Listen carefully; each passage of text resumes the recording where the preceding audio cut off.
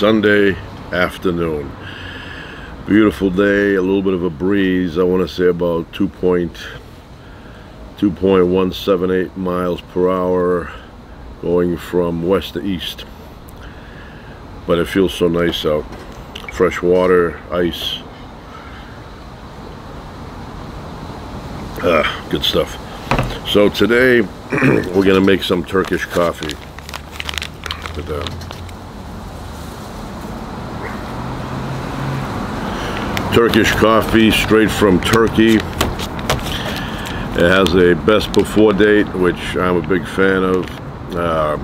12/5/25. Must finish this before December 5th, 2025. So a year and a half from now.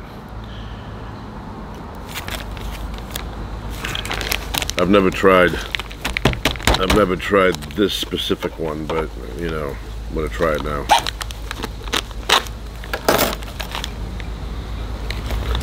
I smell cardamom, obviously coffee, but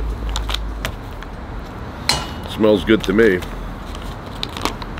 I'm a fan of cardamom. Oh yeah, rich cardamom, very rich. I mean, this is like it's almost like 50-50 coffee cardamom.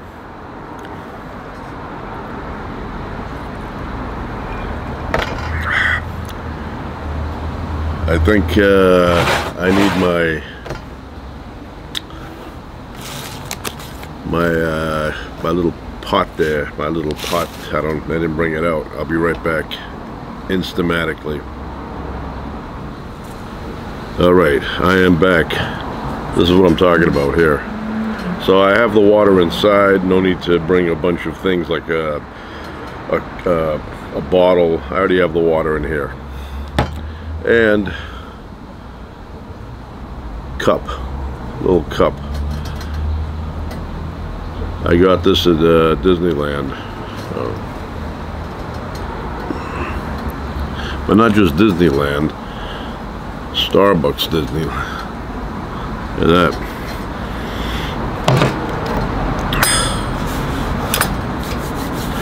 So right now it's 88 degrees, 45% humidity. Not bad.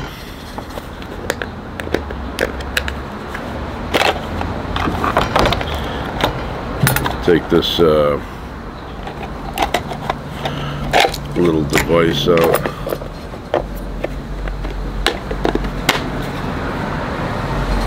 Put it there. Haven't used this in a while. I rotate.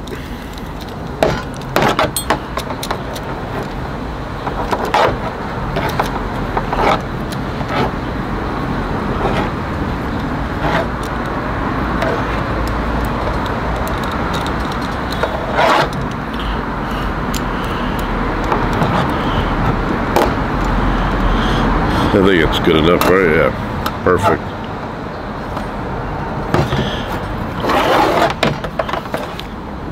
But this coffee is rich in cardamom, if you can see in there. Wow. And like I said, I am a fan of cardamom. I use it, not every time. I'm a fan every time, I just don't use it every time. I use it occasionally in my tea. I will put cardamom. Sometimes if I want to be super fast with it, I will get the powder, the ground up cardamom, and put a quarter of a teaspoon. I could put more, I could put a teaspoon, but it ends up being like mud at the bottom after. And I will boil it, the water, and then I'll add the tea in there. It's delicious.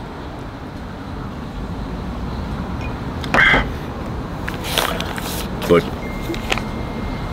yeah, that's good. That is good. Alright, so we got a little bit of the propane here.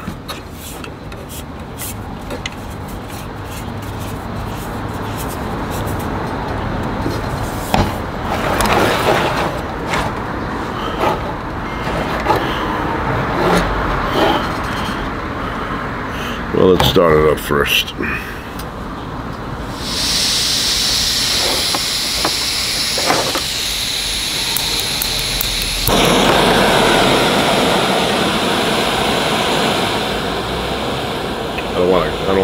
too fast.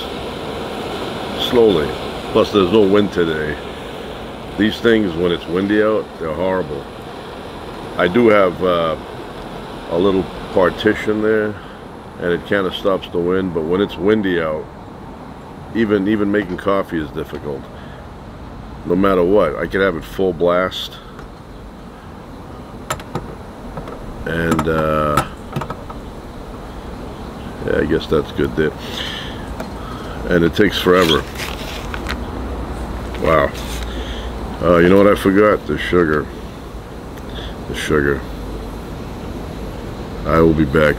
Alright, I am back. I ran into a technical difficulty. So I ran out of disk space on my scan disk.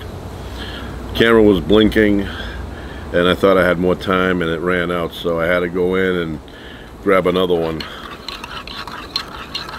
So anyway, once again, we're going to take the Turkish coffee and put it on the fire.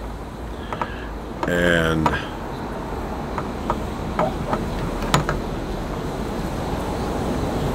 you got to pay really close attention to the fire, because Turkish coffee expands, and if you don't pay attention, it'll blow up on you. Like, not blow up, but it'll erupt like a volcano.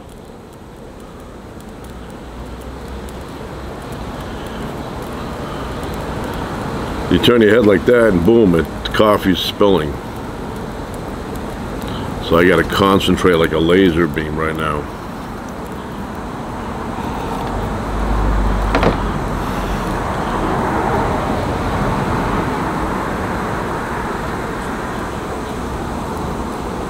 I have a little cup.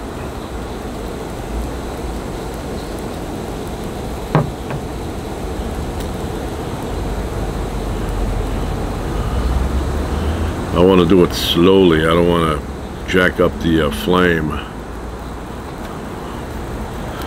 A beautiful day, beautiful Sunday afternoon. It's like 4:15. But I smell that rich cardamom coming right off the coffee.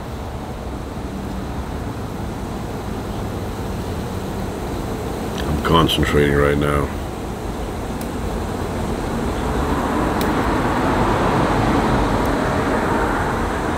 And then I will pour it. I don't want to spill it though.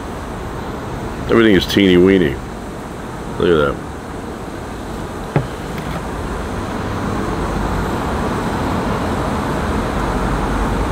I'm noticing some bubbles forming there.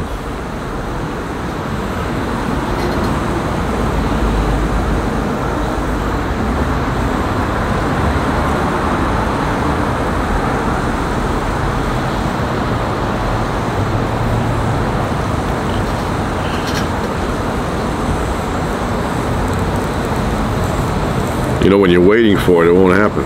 If I were to look away or play tic-tac-toe with someone right now, it would just erupt. Oh, here it goes. Here it goes.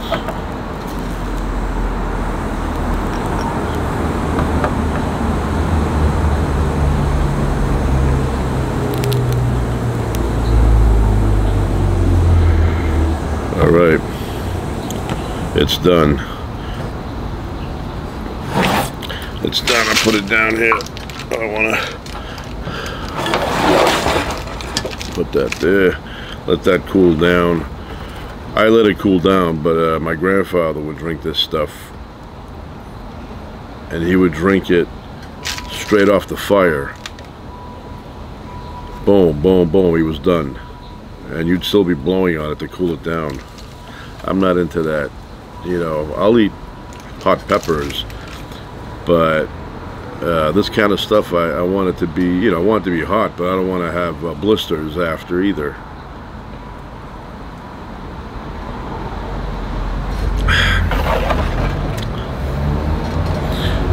Just gonna smell it. Yeah, very appealing smell. It's if anybody knows what cardamom smells like, just that's what it is. It smells like cardamom and coffee, but somehow the cardamom is winning.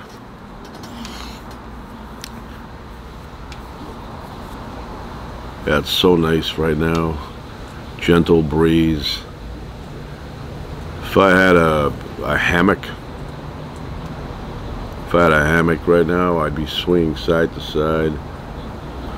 You know what's relaxing? A day like today and a baseball game on television where you just listen to the announcers, very peaceful,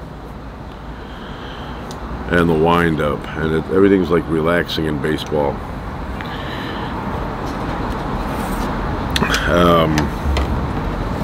When I was a kid, I would go to the barber shop, and I'm talking here like 5th grade, 6th grade, those years. I'd go down there, and in the summer, you know, when the summer was a lot longer, meaning kids had to go back to school after Labor Day, and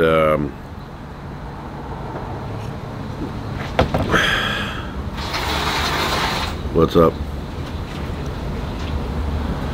Can you cut this part out? Okay, I'll edit this part out. What? Right. All right, I am back. Had a little interruption there. My daughter, you know, had to give me some information about the laundry, and I edit that out because it was lengthy. Not lengthy, but unnecessary. Right? We're tired people. Anyway, I'm gonna try it now. Let's see how. Still hot though.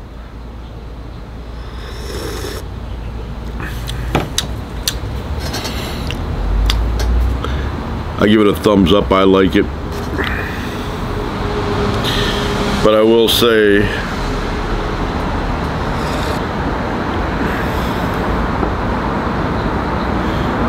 yeah, I like it. It's good.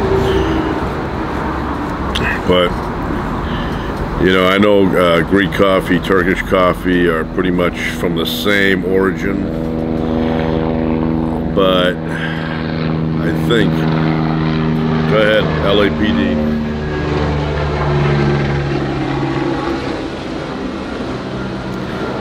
I think the Greek people have perfected it.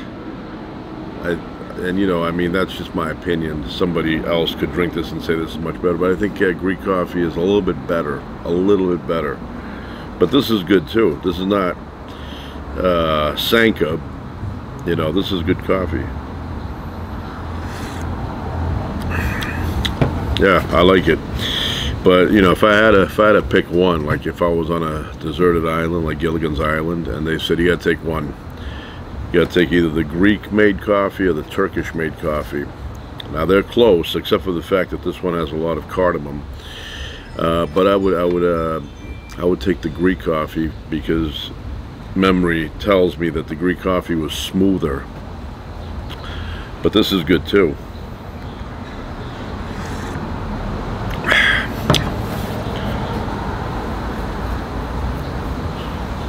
Not a cloud in the sky. Yeah, it's one of those quiet Sundays. I do remember years ago, Sundays meant stores were closed. I don't know why that was. I mean, I know they had blue laws, but I don't know.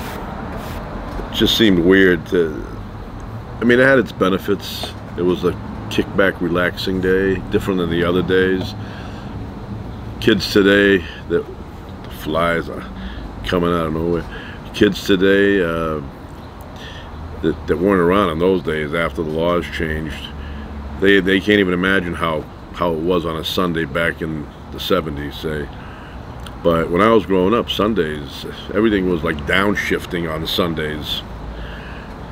If you wanted something, you had to make sure that whatever you wanted, there was a store that had it that was open, like a pharmacy or something like that. If you wanted to go to the mall, everything was closed. Yeah, it's good. Very good. But I will say that it was kind of annoying too.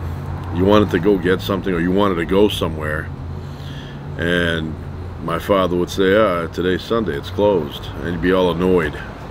You know, you felt a little bit caged. You know, for every loss there is a gain, and for every gain there is a loss. I said it wrong.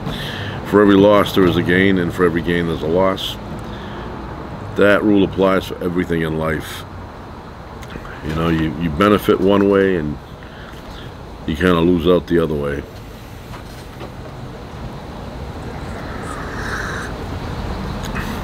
And you know what? I think if I had this a few more times, I would say it's kind of equal. I mean, first of all, it doesn't taste the same. Yes, there is cardamom in this, but there's a different, you know, even coffee is a little bit different. But it is good quality. I recommend it.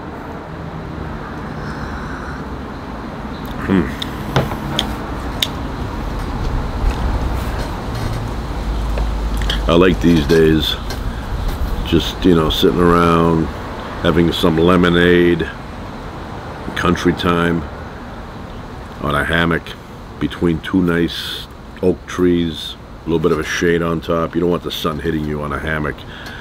Be like you're roasting something on a rotisserie.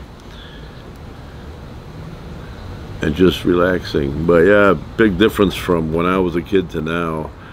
Back then it was like zombie town. Nothing was open. I mean, it was like, for convenience stores like 7-Eleven, things like that, those were open. But big malls and plazas, mama's boy, those were all closed. And I know that, you know, that was kind of like a family day for us. We would end up going somewhere, usually, like probably 8 times out of 10. My father would say, let's go get in the station wagon, and we would go somewhere. Saturdays were different style. And then we'd go, you know, out. A lot of times we'd go out and get something to eat, or we'd go to the beach, depending on what time of year. But anyway, I was just talking about the barbershop earlier, so I would yeah, the barbershop and the baseball game. So I would go down my local barbershop, and I would go, and this is summertime, and I would go in there, I'd sit down, and I don't know what it was, but the station they had, so they had an old television set. This is a long time ago, one of those big bulky ones. It was black and white, and it was up on a shelf. And so I would go in there, and they had a baseball game, and the volume was slightly high, but not too much. But they also had the radio going. And the radio, when I would get a haircut, usually one of the songs that would come on in the summertime was Key Largo. Bertie Higgins, I love that tune. That is, I feel the emotion in that song. You know, that you're losing the girl emotion, like you had her, everything was golden, the flower was blooming in the relationship, and then all of a sudden something went wrong. You said something, she said something, and now the damage is irreparable, and you feel it in that song. So I would go down to get my hair cut, and that song would come on. So when I hear that song now, I feel the emotion of the breakup. I feel the emotion of him wanting her back. But I also remember getting my hair cut when that song was playing. And I'm a big fan of that tune, but what a heartbreaking song that is. I will say, though, Bertie Higgins, I don't think it was Higgins from Magnum P.I., no. He wrote that song to get the girl back, and he did get her back. Yeah, that's a weird feeling. You know, when you fall for someone, really fall for someone, and you have that euphoric feeling inside. I guess they call that love, or a big crush. And then something happens that you may regret. You may have regretted. You know, you said something in anger, or you heard something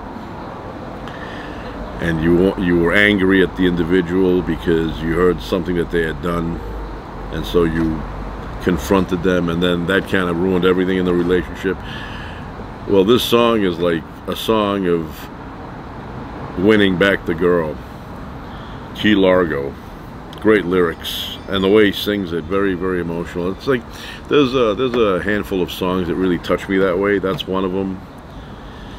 But there are there are a few songs when I hear them, I can feel the heartbreak, even though I'm not going through it, but I can feel it.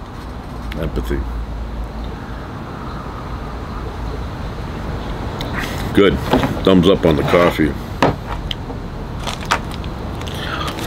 I don't even know what the name of it is. I can't even promote it. Everything is written in Turkish. No translation. It says here on the sticker, El Nakhule. El Nakhule. I don't know. Turkish ground roasted coffee, 9 ounces. Good stuff. Good stuff. And when I have it the next time, it's going to be even better, because my mind, my tongue, my taste buds right now getting used to it. But it is good. It's like a new song. You hear it for the first time. You have to hear it a few more times, and then you go, ah, it's a great song. I didn't hear it the first time. You know, another song you feel the emotion. Remember that REO Speedwagon song that came out in the 80s? Can't Fight This Feeling. Or Can't Fight This Feeling Anymore, or whatever. You feel that. You can feel that emotion in that song. You know, and that's the worst kind of pain you can experience that's emotional, is that kind of pain right there. That, you know, you have a crush or you love someone, and then something happens, but you still love them. And then everything, you know, blows up. Can't get them back, you know. She's gone, she's, you know, moved on, or maybe she hasn't moved on, but wants to make a point, you know, wants to make a point that you said this or you did this and we're done. So any kind of song like that where you feel the emotion, that's a good tune. When I was younger, and still to a certain extent I feel it now, but there was a song, Never Been to Me. It was a Charlene, I think. This is way back in the 70s, and I could feel that song. When I would hear that song, I could feel it. Never Been to Me. Yeah, that's great lyrics. I don't know whatever happened to her. I think even when I heard it originally, it was a remake or a redo. Another song I really, really feel, Hearts. Marty Balin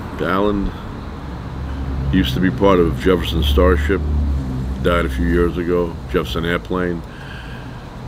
They went from Airplane to Starship, or the reverse. But anyway, he had a solo album that came out, and that song, Hearts, you know, the song, it starts off, is everything okay, or is everything all right?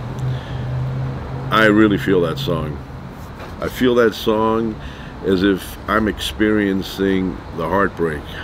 That is a very, very, very emotional song when I hear it. Is everything all right? And the way he sings it, it's almost like his vocals sound like he's crying, the vocals.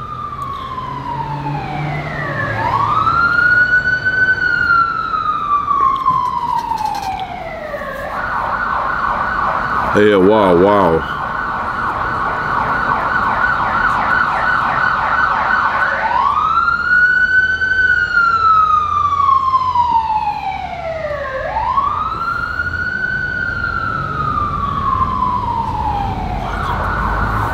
I don't know what it is, but when you get older, I don't know if you lose that.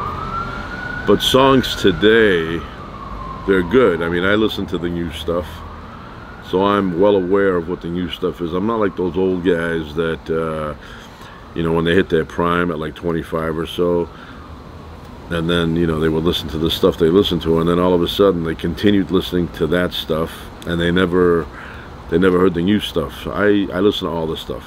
I get Billboard magazine. I know what's out there. I know the new musicians that are out, if you want to call them musicians. Some of them are computer savvy people. You know, they sit there and they put tunes together on a computer, and then they get the AI to adjust things for them, and, you know, the vocals are auto-tuned, and it's a different world in the music world, right?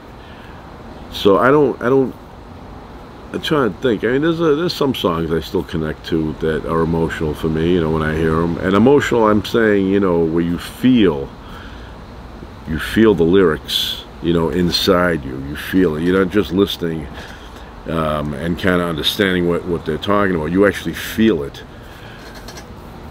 Seems like when I was younger, there were a lot more of those songs that I connected to.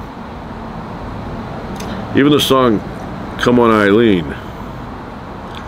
Dexy's Midnight Runners, and Dexy's, what is that? Dexy's, I think that's a reference to drugs. Midnight Runners. No, I think they call it just Dexy's. But that song, I connect to that song. I love that tune. And there was a girl in my class when that song came out, Eileen. So, you know, I would hear that and I would think of her. I mean, I hear it now, I think of her because it just happens to be when the song came out. But, yeah, she was kind of like, you know, a popular girl in the class. The smarty girl, you know, one of those that always had the answer. And me and her were friends. So when that song plays, I remember her because that was her name.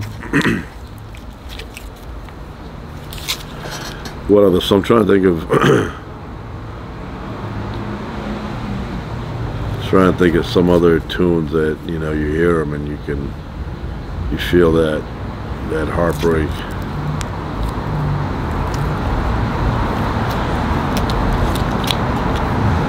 Yeah, though when I hear though that Key Largo, I'm rooting for him in the song. You know, I'm like, I hope he got the girl back. And I read that he actually did in real life. Now that was a long time ago. They probably broke up again and again and again, or maybe just again, and that was it. But yeah, and he's still around. He's still around. I love the music in that tune. But that's what, you know, music is about. Stirring up emotion. Some songs make you want to work out. You hear a tune, put on some tune like a Bill Conti song there, and all of a sudden you feel like doing a little jog around the block. A little Rocky IV music there, you feel like climbing a mountain to the top and yelling somebody's name. Other songs, you hear them and they bring you down, they make you sad. Other songs, they give you a bit of a lift. Like that tune by Cyndi Lauper, Time After Time. Like that tune, like the way she sings it. Another song I like, Private Dancer, Tina Turner. Big fan of that tune. I know the big hit on that album was What's Love Got to Do With It, but that was a good song, obviously. Big hit for her. But Private Dancer, for me, that was a cool tune. Like when she made her comeback. I saw her live.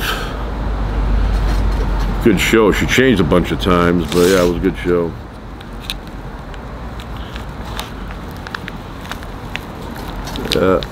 So yeah, that's it. You know, I mean,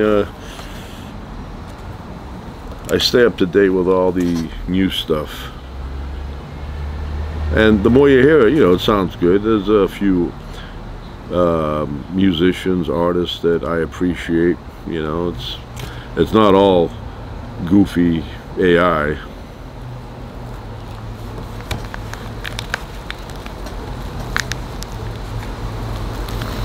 That's so nice. Good day to have a little vanilla ice cream. Haagen-Dazs. Haagen-Dazs vanilla.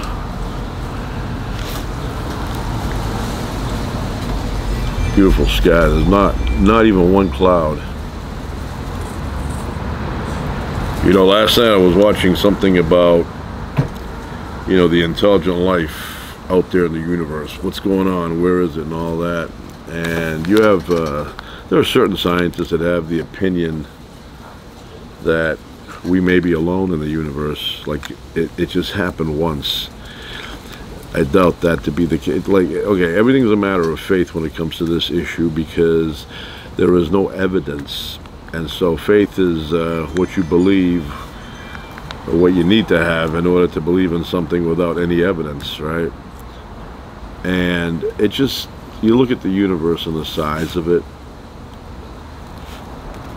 You know, some say there are at least 2 trillion galaxies. That's something your mind can't wrap around. 2 trillion galaxies, and each galaxy has at least 100 billion stars. Some of them have many times that, and each star has its own little, you know, planets going around it. And there's got to be something. You know, we can't be the only ones. If life happened here, and it started pretty rapidly, but the thing is, when it did start, it was single-celled life. And it took billions of years to get to the point of where we arrive. It wasn't like life started and then humans came around, like we're here. So if anything was out there that was before our time, that was of intelligent life, if they were to come here, or if they came here, like say 3.7 billion years ago, they would have said, oh yeah, there's life there, but it's all, you know, bacteria. It's that kind of life. And so there's not much there, and you know, we don't think anything's going to show up. But if they come now, then they would say, wow, what a difference, you know, 3.5 billion years made. Now there's intelligent life. There's primates that can talk. They can build rockets. They've been to the moon. You know, but if you came prior to, like, say, even if you go back, let's say 100,000 years, what are you going to find? You're going to find extremely primitive life. And if you go further back, you're going to find big giant lizards walking around the planet.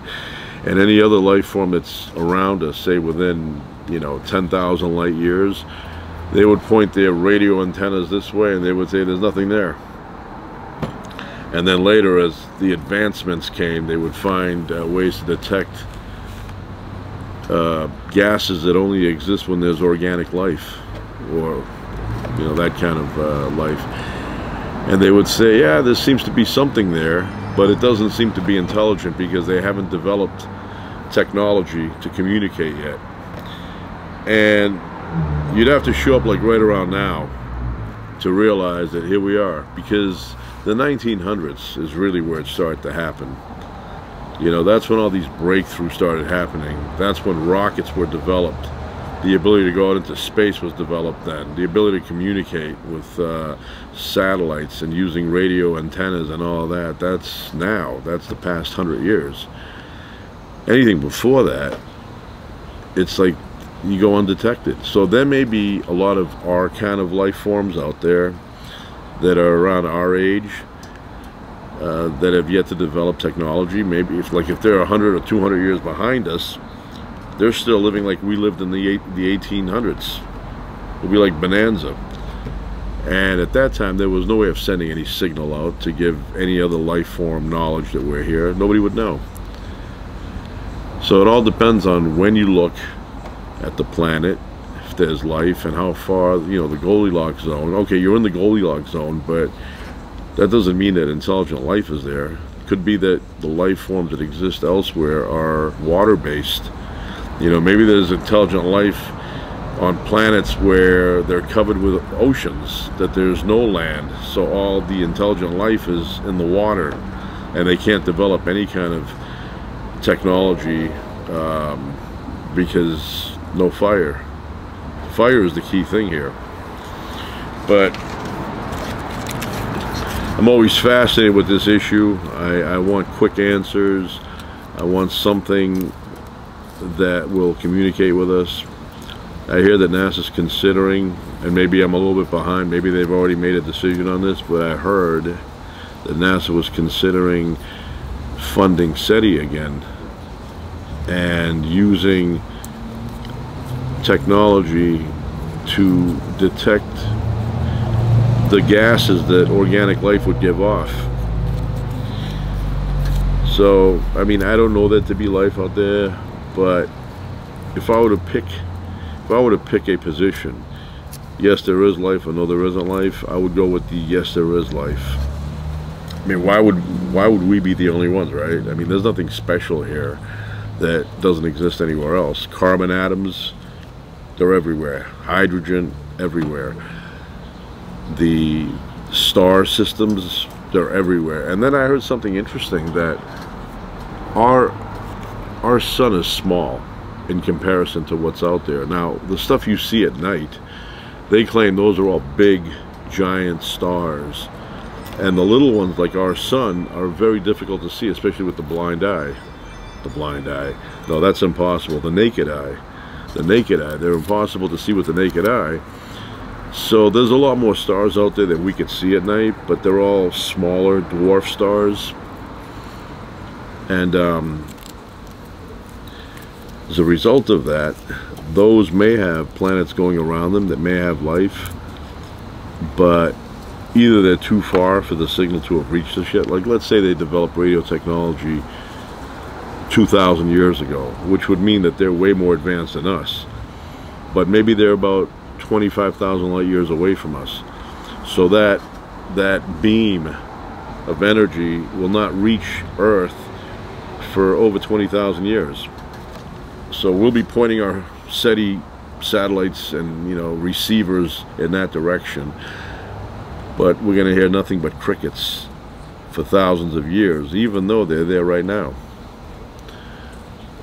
I find that whole concept is amazing to me. So you could have a star that blew up 10,000 years ago, blew up, and we're looking at it right now as if it's still there, because we're like 40,000 light years away.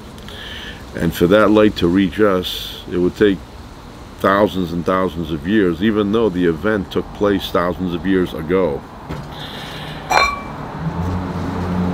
Very strange, very strange. And I will say that everything we know about the universe is probably a tiny, tiny fraction of 1%, if that. And I'm sure some of the things we know are inaccurate. Some of the things we currently believe, and we you know, scientists go around saying this is the way it happened. 30, 40, 50 years, 100 years from now, they're going to find that, oh no, they thought that that was the case, but it wasn't. How many mistakes will be made before the truth is finally revealed to us? Like, I'm having an issue with the Big Bang Theory. You know, maybe, because how do you know when that happened if you don't know the exact size of the universe? So they're saying the observable is this big. Say it's 100 light years from one side to the other. So you do the math backwards, and you say, well, if that's the case, and this is the speed of expansion, then we are about 13.8 billion years old as a universe. But that's only if the universe is that big. What about if the universe is many times bigger than the event horizon? In that case, then you don't know how big the universe, I mean, not how big, how old it is. The universe could be trillions of years old, or it may not have an age. It may have always existed.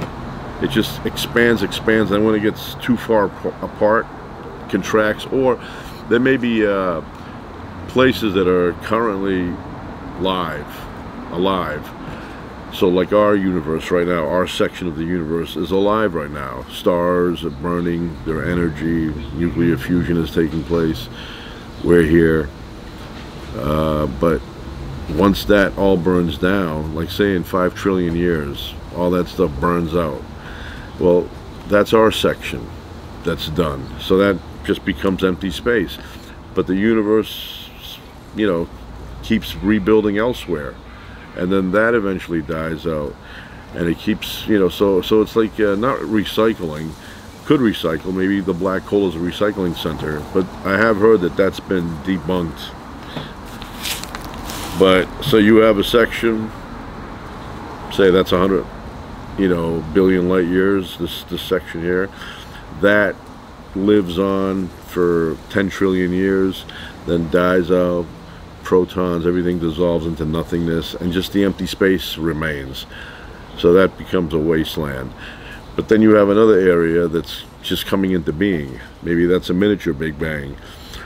But I don't really think the Big Bang created everything. I think the Big Bang may have been something that was part of this part of the universe, or the multiverse.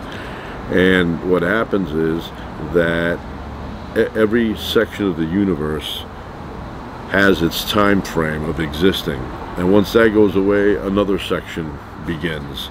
Or it begins way before, maybe, and it just, you know, happens to exist simultaneously, but has maybe a little bit of a longer lifespan because it came into existence later on. But I can't see everything happen at once.